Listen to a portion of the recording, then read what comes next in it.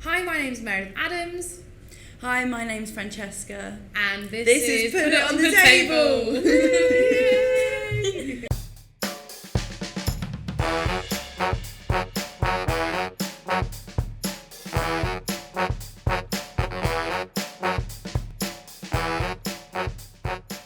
Hola, mi nombre es Janet Miranda y mi nombre es Arlene Navarrete y esto es Ponlo Sobre la Mesa.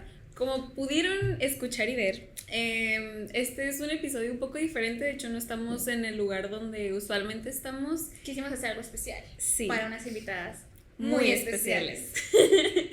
Ellas son, como mencionaron, es Meredith y Francesca. Ellas vienen de Nottingham, Inglaterra. De aquella tierra donde el té causa muchas guerras.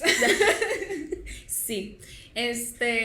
Y bueno, este episodio, con el fin de hacerlo un poco más pues fácil para ellas y para nosotras, va a ser en inglés. Entonces, pues sí, empezamos a hablar en inglés desde ahorita.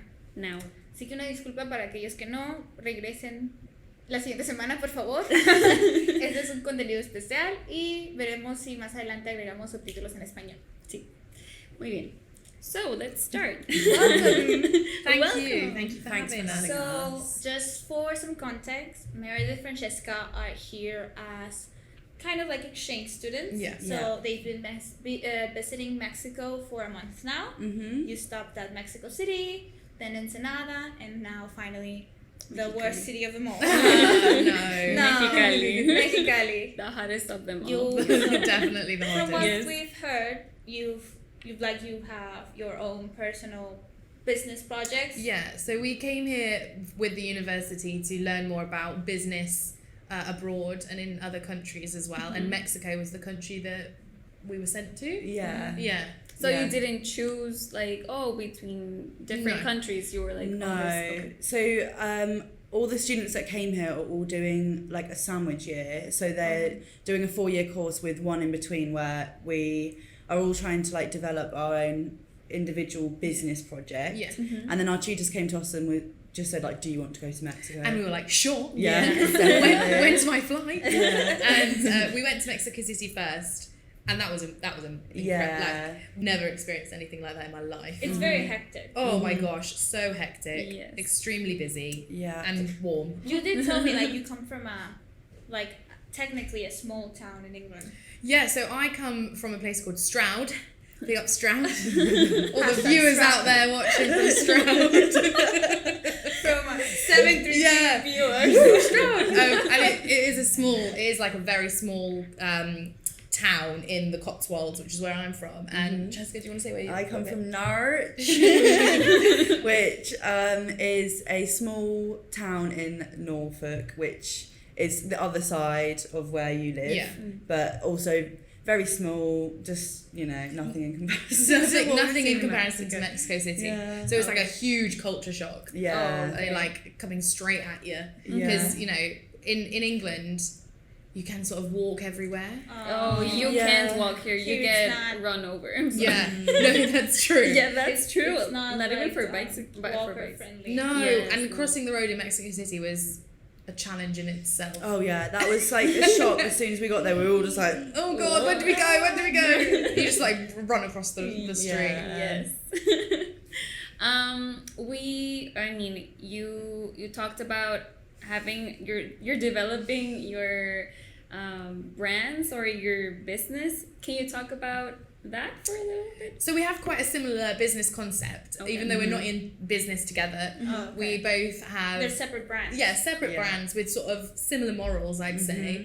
We both source our material. Oh, sorry, I've jumped the gun there. We're a fashion knitwear brand, each of us. My fashion knitwear is handmade by Meredith, and yours is. mine is the knitteress. And so we both have like similar values and ethics. when I'll it comes try our to put business. both of your brands' Instagram Lovely. in the bottom Right somewhere. here. Somewhere here. Somewhere. And then you should do that like sprinkly noise, like. Sorry. Some birds chirping. Yeah. But we both focus on sustainability, repurposing garments, and it's all knitted and handmade by ourselves. Yeah. Do you want to add anything to that? Yeah, so I think on our course, it's really, we get sustainability kind of like, it's a really big module and it's a really big part of fashion. So I think when you're learning a fashion course, it's really, for me, I found it quite hard to like want to go into the fashion industry and not be sustainable and like you learn about how bad it is, and I just thought I don't want to add to it. And there's just like realizing how many garments get thrown away, just realizing how much garments are already out there, already made. I feel like it's quite hard to want to just like produce new materials and contribute to the pollution and stuff. So I think for us, kind of using up what's already there is quite a big thing. Like just using, because and also it makes it really interesting trying to work with the materials that are already there, like working around that rather than having your concept and then getting the materials for that. It challenges you, like your creativity, right? Like to make something new out of something that was already made, giving it a new purpose. And that's really, I think your concept is really cool. It's really cool because I think sustainability has to be the standard. I would say, like, as a marketer, right, I have noticed that a lot of brands, especially clothing brands, use sustainability as a trend. It shouldn't be a trend, it should be like a necessity. And a lifestyle. I think it's more prominent with our generation, you know, like Gen Z, and like we're a lot more conscious about where our clothing comes from, how it's made, and where it ends up. So I do have a question. So like you are studying fashion design, fashion knitwear design. There it goes. Like, why knitwear? I've always knitted personally. Like, it was, I mean, there's that story, like your gran teaches you how to knit, and that was true. Like my nan taught me how to knit, and then from there I was like, oh, I want to do this, and then I didn't realize that you could actually get a degree in it until after my foundation year, and I was like, oh, cool, it's like a hobby, but I'm gonna do it every day. And make loads of friends and learn loads of techniques, and that's why I chose knitwear. And also knitwear is one of those specialisms where, you know, it can be sustainable. You can get wool from sheep, and it is like a renewable material. Because you're not hurting the sheep. No, exactly. And also, what's interesting about knitwear is we're not buying the fabric and making the garment like fashion design. Not that there's anything wrong with that. Like, you can make such cool things. We're designing the fabric, making the fabric, then designing the garment and making the garment. So the process is so much longer, so much more love into it, and that's why I chose knitwear. Did you say anything? I mean, I've like always really enjoyed art and textiles. And then I think I've always kind of had a love for like constructed textiles, like being able to like make things tactile and like textured and like build on stuff. And then I ended up choosing textile design in my first year. And when we specialised in pathways, I was like, I've been crocheting since I was 16 and making my own clothes. And I've loved just like having the ability to just like build my own clothes. And so, knitwear was just the one for me, really. And I love it so much. Like, there's just endless possibilities of like how what you can do, and always a way to make something new that someone's never done before. It's just like combinations of stitches and yarns and texture, like it's just great. That's so cool how like you describe the way you're like from the raw materials all the way to the finished product, when most just in general manufacturing is very much like someone else gets the material, someone constructs it, and someone else sells it. For sure. And it's like the stages is like, you know, we make a garment out of a piece of wool, you know, like, whereas fabric, like, I don't know, there's something really wholesome about picking up a pair of knitting needles and then knitting away, and then at the end you've got a jumper. Like, how did that get there? So I think you are, first off, you guys are so nice. I love you. We love you. We've gotten the chance to like spend time with them before this. Don't think we just dragged them. Well, first off, like that was, I needed to get that out of the way. Oh, we love you too. And second, I think you're so creative, and this is something very new to us. Like this is a cultural shock as well. Especially because like we live in the desert and it's hot, and we don't use wool. That's true. Knitwear is not a thing we do.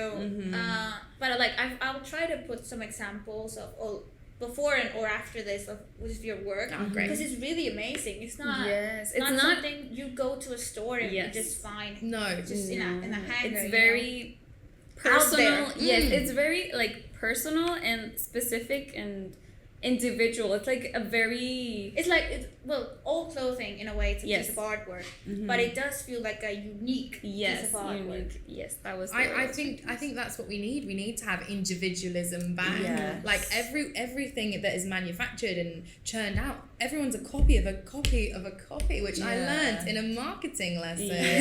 She was Maria. With Maria, who's not on camera. but it's true. Like everything is a copy of a copy, and you see people walking around in the same t-shirt and the same white t-shirt, and it's like, add a bit of spice to that. Add a bit where's the flavor? You know, where's your personality? Where's your personality? There, like it's so important to also mend your clothes as well, and you can add your individuality. That's not how you say it. Your personality, by fixing and repairing and making, and I think that's what we need. Yeah, we need people I think to look. That has been something like both of us have had to learn a little bit since starting this business, though, because like when we thought, we're gonna start our own business, it was like, do we make things that are going to appeal to a wider audience and to appeal to more people?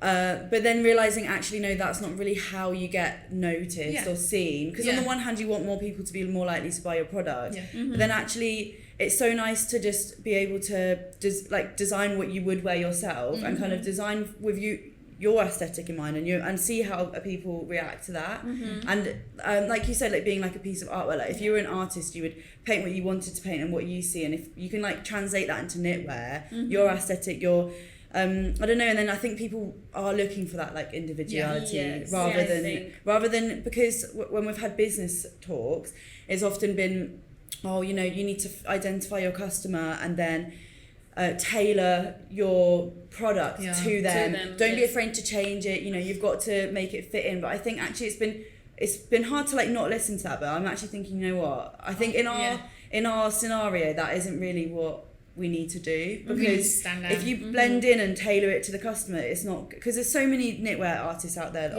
on Instagram and they're always innovating and making cool stuff, and we get inspiration from it, but we're always kind of like twisting it a little bit.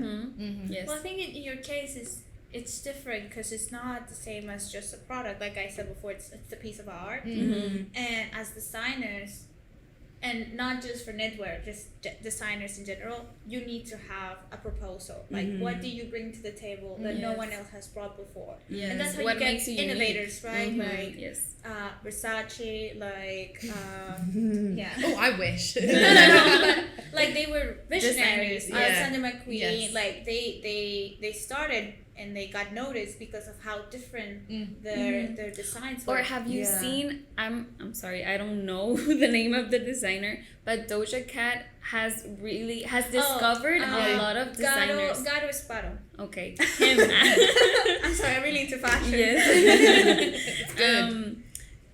Yes. She has discovered and given the designer like an audience, because it's so unique, because the clothes are weird and like it catches your eye. So I think it's really cool that you're not blending in, you're actually stepping up and being like, no, I like this, I like how it's art and it's me, but it's so unique, so you're just standing up for yourselves, right? Not like blending in whatever the big boys say, like the businessmen, the marketers. No, but like I think marketing molds to whatever the business spin Yes, is. that's true. And in your case, that individuality is what makes you, like, your added value to your brand. Like, I have a piece that you can't find anywhere.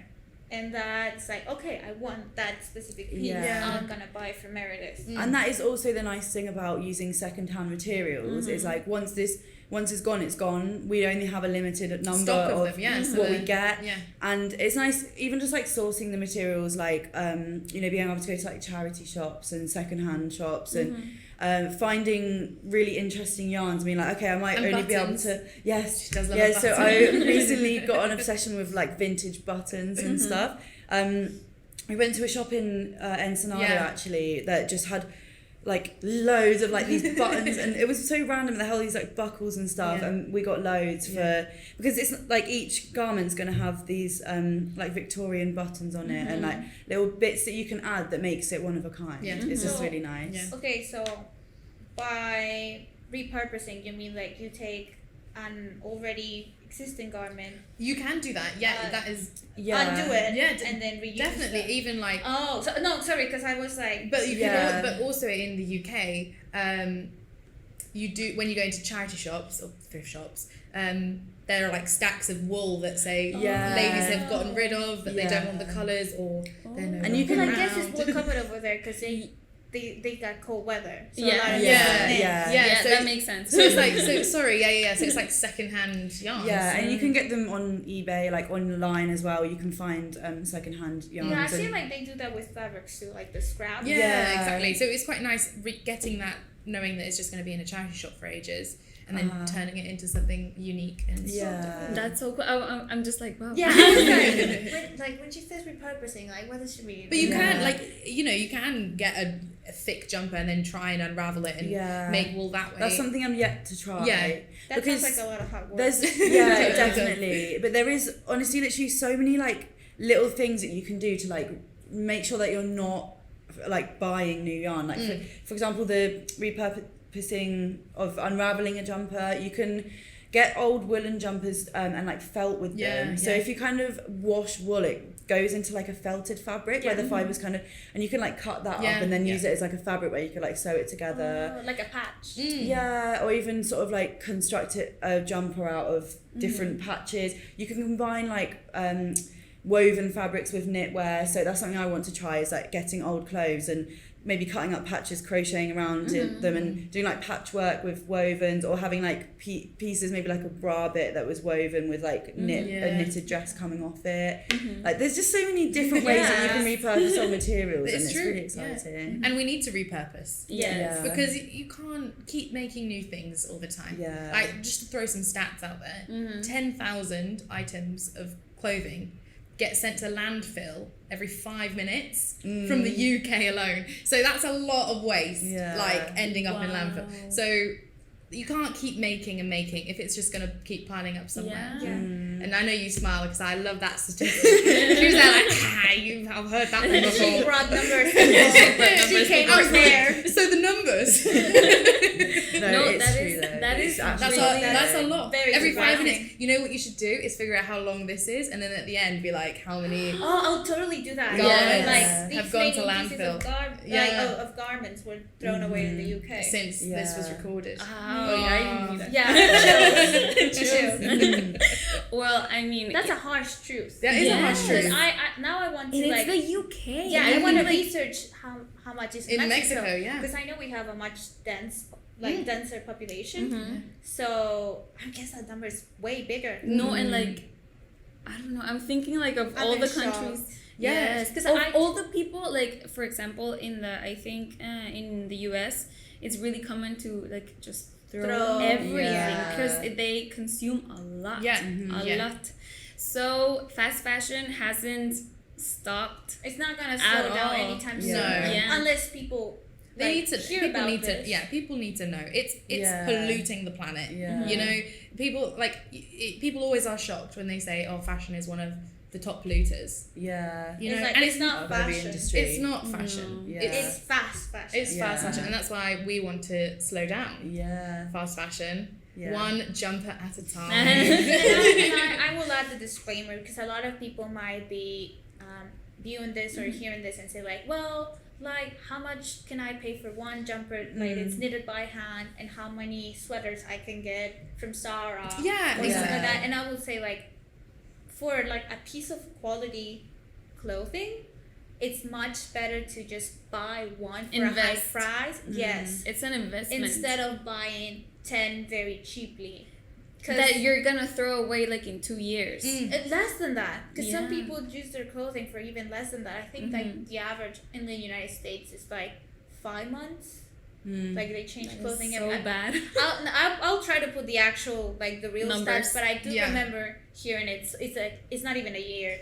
It's very short, because really like people try to keep up with the trends, and fast fashion trends change around every 3 months, because it's every season. It's micro seasons. It's called a micro season. So seasons back in the day, it was like autumn, winter, summer, and that was so it. So it would be like two, like, and then winter, summer. I mean, spring, summer. Autumn, winter. Exactly. And now it's like there's micro seasons that are coming out. And I understand, like, with consumers who can't afford a jumper, like I get that, like clothing has to be affordable. But we need to slow down the consumption of that fast pace. Then I would say like a low income person or family, it's not really gonna spend that much money even on fast fashion. But you have people who can afford to buy I'm gonna say it in pounds, like an 80-pound jumper or a 100-pound dress. But they'd rather use that 100 pounds and spend it on 5 dresses that are only 20 pounds. I can see. It's cheaper. But it's like at the end of the day, you might not pay with money that decision, but there'll be consequences. Yes. Because you got people doing like hauls from Zara every month. And every it's like month, $300 and it's $500, and it's a bunch of clothes with each garment has its like, own bag. Half of it's like, oh, I really didn't exactly like the plastic. That's even the packaging. It's so bad. It's so bad. And like the shipping, because Zara's headquarters, I think, are in Spain. I don't know where their like storages are. They're probably in China. So like imagine all the fuel that is used to bring it in plane or maybe in a boat. So that adds like definitely. And then when people like return clothes as well, I think a lot of the time that's also more fuel, more air miles and stuff. That just gets like incinerated most of the time. Like the clothes don't get sent back out. And I think it's more of like we do what we do because we love making stuff and we want to make stuff, we want to make fashion, but we're being sustainable just because we don't want to contribute to it. But we're not saying that everyone can afford our clothes. It's really not affordable to everyone. And it mainly is people who can sort of like afford high-end garments. But like I think the attitude towards fashion within everyone does need to change. Like even those people who can't afford expensive garments, like you said, will go to fast fashion stuff, but then they're just throwing them away at such a rate that it's like we need to kind of teach people to like repair their clothes, you know. If like back in the day. I think people just have such a disconnect to like the same with sort of like the meat industry. It's like the fashion industry, they have a disconnect with like where your clothes come from, who made your clothes, like the people that got exploited along the way, the like water that's getting polluted, and instead like you go onto like prettylittlething.com and you see like things that are like £1, £2, and then instead of getting one nice thing, like you can easily spend £100 on loads of different things because it's like that thing of like wanting more and looking different all the time. So I don't know, I think like without people's attitudes changing to, you know, maybe I can wear this one thing over and over again. And instead of, and it's like not all the time that you can't put in the box that's saying, oh, fast fashion isn't made well. Like some of it's not, but there are companies that do make well-made clothes. Are still high fashion, like fast fashion. Sorry, so like definitely Nike, H&M. Oh my gosh, they greenwash everything. Zara, it's looked like expensive, right? They got some expensive product. It's still fast fashion. You can't sugarcoat it. And what what I would say is obviously if we want to stop the problem, we need to stop making. Yeah. But like saying that to creatives is so hard to like. Yeah, because You know, we it's get the like work. itchy It's fingers the and we just passion. want to make and create. Yes. But you know, you can create in a way that thinking about what will happen to the project after. Yeah. So you know, thinking about can it, you know, be. Oh my gosh, my English is so bad at the moment. Can it change? Your native language. I know. Oh gosh. Can it change? Been way too long in I know. I've been Mexico here. now. I'm basically, you know, Mexican. Can you cut it up and turn it into something else? Can you send it back to them and see if they can unravel it and start again? Like the whole Can you do process. an organization that you can bring your Yeah. clothes, like Yeah, the exactly. clothes that you don't use anymore, and they can use, like I think H&M had a program, or I don't know if it's still going, but H&M had a program that like, oh, if you bring your the jeans that you don't like anymore to us, we give you like a coupon or something, a discount or something. So I think that doesn't solve the problem as a whole. Yeah. But it just poses a question like, what are they doing? Yes, that what was are they like, doing are with they those just incinerating them and then giving you store credit To buy spend in the more? store. So they got the good PR. Yeah. They didn't lose any money really, and they're Greenwashing. yeah. Yeah, it's all. Or it could be that thing where they collect loads of like Western clothes and then take them to like third world countries and get people there to sell the clothes. Oh yeah. And then therefore like it kind of messes up the economy in like those countries because people are like selling, do you know what I mean? Yeah, it'd be good to know Like, what happens to those. That you don't happens do- here. yeah. So like here, like some tianguis, it's especially like in central Mexico, but it happens in the border too. Yeah. They got what it's called pacas, Mm-hmm. which is very cheap clothing that's produced out of Mexico. Yeah. And most of it's new. Yeah. and it's So- like good brands. Yeah, so Like you got like they're like little like Shein, Zara, H&M. They'll like, hey, all of this didn't sell. They'll send it to a secondhand retailer and they'll sell it wholesale. So you got like Mexican people that's what they do for a living. Yeah. They'll buy just boxes and boxes of clothing. Clothes. They don't know what it's, and it's like, oh, it's 10 pesos at a tianguis. So you think like, oh, if I go to a tianguis, which is kind of, it seemed like secondhand, then I'm doing something good, right? Yeah. I'm not contributing, but you don't like. You don't know where. It is actually contributing in a way. Yeah. But I suppose it's better to at least those people who are selling it through Oh that. yeah, they're you making can't blame the money people. off Yeah, it. no. Yeah, it's They better don't- to support those people than to buy it I directly will from make Shein like anyway. the corporation responsible. Yeah. Like that's who's like we should pin the blame on Yeah. them. yeah, Definitely. and the people that are still buying there. Like, Yes, that- like you see the H&M tag, like you know where it comes from. Yes. Well, now that we have talked about fashion and everything, environment, I would like to make a little jump. Yes. Yeah, go ahead. To it's completely different. I'm sorry, but you're here in Cetis. Yeah. Why? Yes, we are. I would like to know what are you learning here? What is like the dynamic you're having right now? And don't be honest, make us look good. Okay. Yeah. I was like, what? We've learned a range of things. We've Yeah. been to so many talks, not just in the campus here in Mexicali, but also in Ensenada. Oh, it's true. We have had talks about how they make tape measures.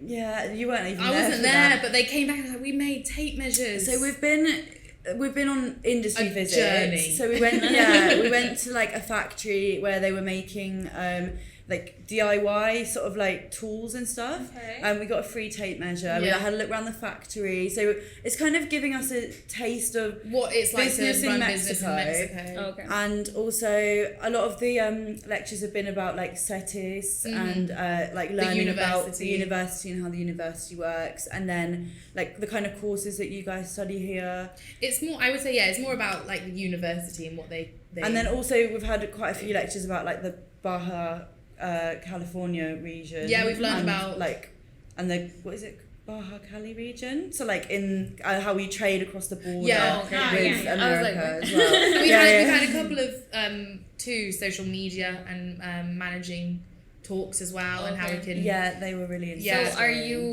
are they teaching you like how to push your business, or is it? I'd say we've had 1 or 2 sessions where maybe one where we've like, you weren't there, but we worked with some students here and we talked about our business and they kind of like gave us a bit of advice and stuff, but it's mainly been lectures. And we also like did a presentation for our business, so we spoke to lecturers and we did got a presentation feedback on that as well. And got feedback on like what you could do, which was really nice to get like another perspective on it. It's been a range of things. A real range of what we've been getting up to and what we've been doing. And also they've done, like lunches, and like in Ensenada we have visits to sort of like the tourist attractions and at the wine valley, and we've had a few trips here as well to like industry visits we went to here. It's the only thing that we don't have. It's a very industry centered city. Yes. We're going to the I can't say this word. A brewery. Going to we're going to a brewery tomorrow. Okay. For an industry visit. Oh yeah, you are going to Fauna, right? Yeah. So like that was one of like we've been there, but like on Friday. Is that where we've already been? Yes. We were there for study purposes. We were. Yes. We were making sure the business was well run. Yes.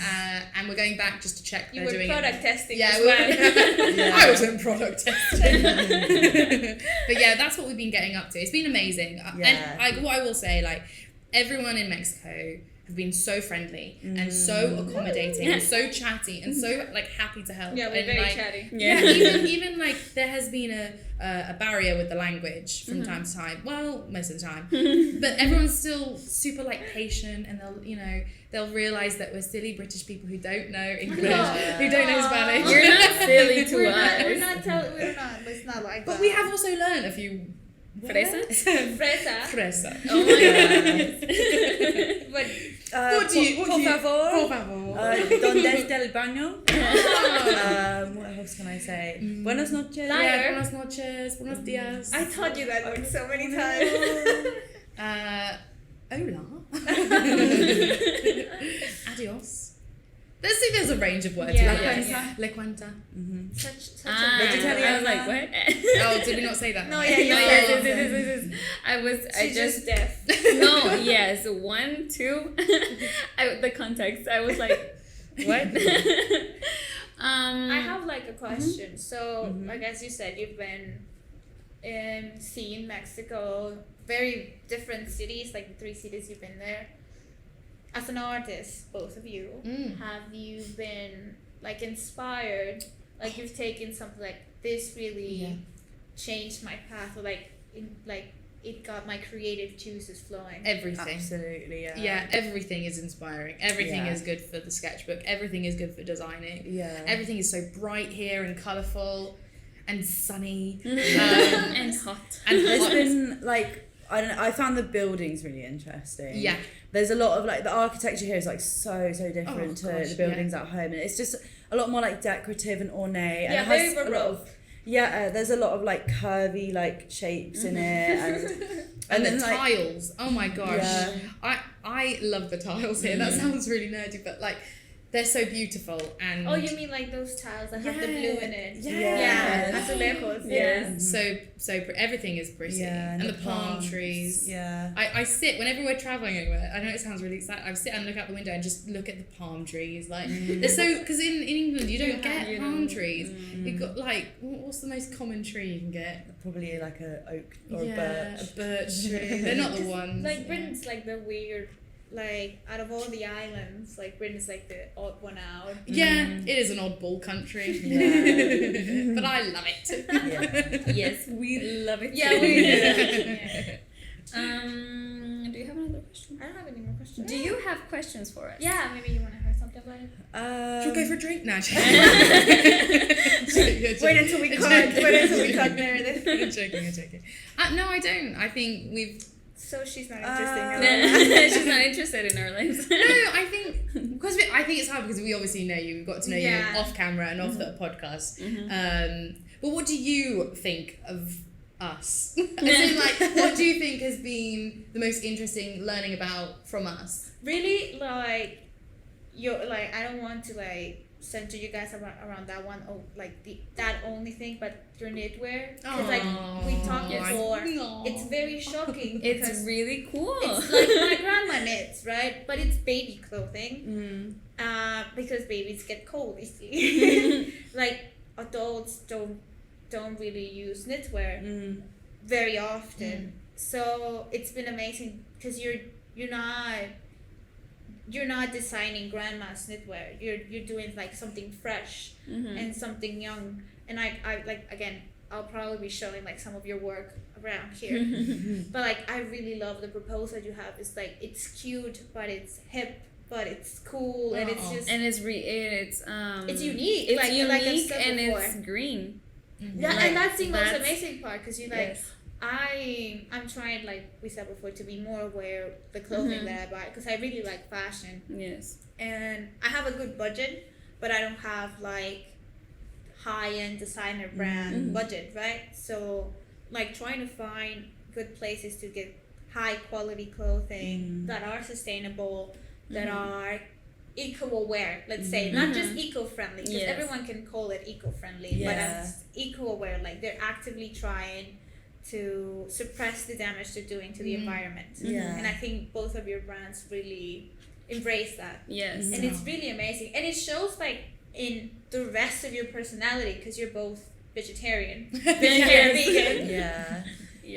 I'm definitely like very passionate about like the environment and animals and just like equality and stuff like that. So to me it's not even, I don't know, one of the teachers was asking us before, saying, oh, do you just want to be sustainable because it's like, you know, trendy and you want to that's just, you know, what the people are looking for. And it's literally not. Like if I wasn't sustainable, I wouldn't want to have a part in the fashion industry. I don't want, like, my own opinion came before my approach to the business. Because I buy all of my stuff secondhand, and I don't just think like I don't want to contribute to making new stuff anymore. So I think that's really cool, and I think nice. That being so young and having a really visionary point of view, and I think you, in a way, you have impacted, like, I think our lives or our journey here in it's like university. A pivot point. Oh, yes, that's not good. really. No, really, yes, like if the type of work we're gonna do in the future, or we're doing now, it's very easy to fall into the unethical, the exploitative part of it. That a lot of business thinks that's the only way, and like you've shown us, there's a way to do business and also be conscious, like socially aware, environmentally aware, like we can do and be passionate about it. And enjoy it. Yes, just not doing it because, like you said, it's not only because it's a trend. It's a necessity. That I think us as a part of the marketing professionals, we are thriving to be. I think we can get caught up in the trendy because I think it's part of our job, and we were talking about that in the second episode. But I think it's really cool how you started by doing something you love and something you enjoy, and then making it your own and giving it a purpose and giving it something important. You're bringing something to the table that not many people have the courage to, because it's hard, because that means like you have to take decisions and take the harder road of getting like packaging, and like you said, your materials, like it must take time, and like the scavenger to like find good wool that will work for you, and making it your own by yourself. Very time consuming, and it's risky because like you might spend hours doing a piece that you love and then no one buys it. But we can't be disheartened by that. No. Which is why I said like you're very courageous, because you don't get put down by those kinds of situations. And I think I'm very inspired by how you view your what you're doing, the purpose you're giving it, and I think that that should inspire everybody here listening and or take watching a lesson us. Out of this. Yeah, that it doesn't matter what other people are saying. If you're passionate about it and you care for it and it's yours, you're gonna give it your all. And 100%. Yeah. and that's really cool. I'm very inspired. Good. I think. Well, you guys have something? Yeah, you Question? guys want to add anything? Questions from the audience. The great live studio audience we have with us here today. Hi, everyone. Well, I think to close off. Yeah. Right. I'm sorry. My English is a bit rusty. I want to thank you again Aww. for accepting our invitation. No, thank you. Thank It's you for been having us. It's been amazing, really fun. and we love it here in They Mexico. asked to be in here, okay? Yeah, we wanted to be. Oh, I thought we asked them. They asked us. Yeah, We got 70 viewers.